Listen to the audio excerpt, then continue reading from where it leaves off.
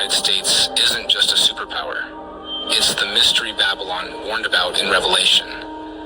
But is that just a conspiracy or a prophecy unfolding? The Bible describes Babylon as a powerful, rich city ruling over the kings of the earth, a nation full of immorality, witchcraft, and blasphemy, a place that sits on many waters, symbolizing influence over many nations. Now consider America. It exports culture, entertainment, and military across the globe. It leads in wealth, power, and media, but also in moral decay. It's home to churches, yet full of spiritual confusion. Come out of her, my people, so you will not share in her sins. I believe America is Babylon described in Revelation. In one of my last videos, I talked about how the principalities are essentially preparing for a world war after that military parade in China. And I want to connect that with something even bigger, the Bible's picture of Babylon in the last days.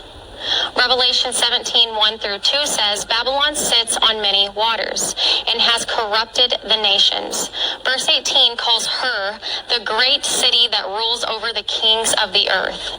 That sounds like a global superpower, not a small city-state. Revelation 18:3 says, the merchants of the earth grew rich from her luxury. Verses 11-13 says, endless imports, gold, silver, fine clothing, spices, even human trafficking. That's massive global trade. Then verse 10 says, in 1 hour her judgment comes, sudden destruction of unmatched wealth.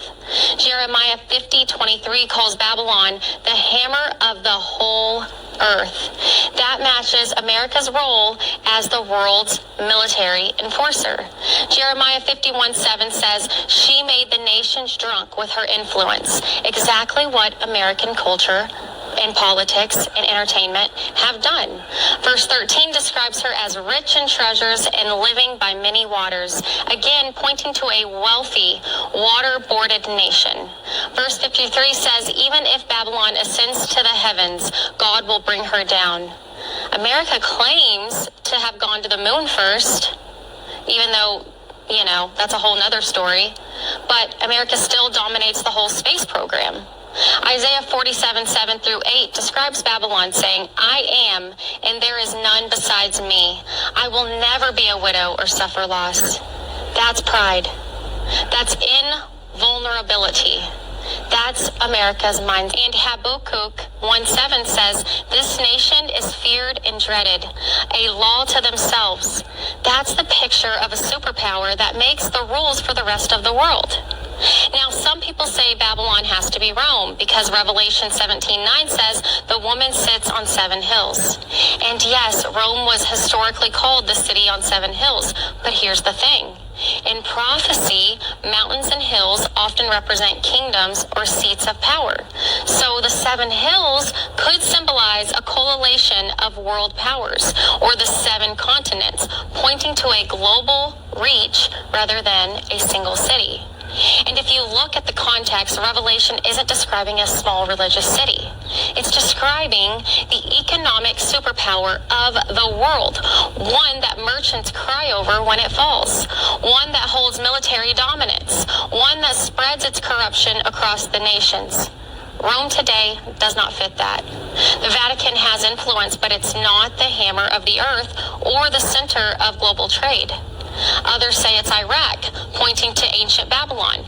But Babylon there is ruins, and nothing happening in Iraq today matches Revelation's picture of global influence and sudden collapse. When you line up Revelation, Jeremiah, Isaiah, and Habakkuk, the wealth, the trade, the military, the cultural corruption, the pride, the sudden destruction, America matches all of it.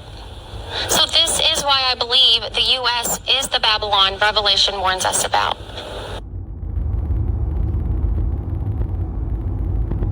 I recently purchased the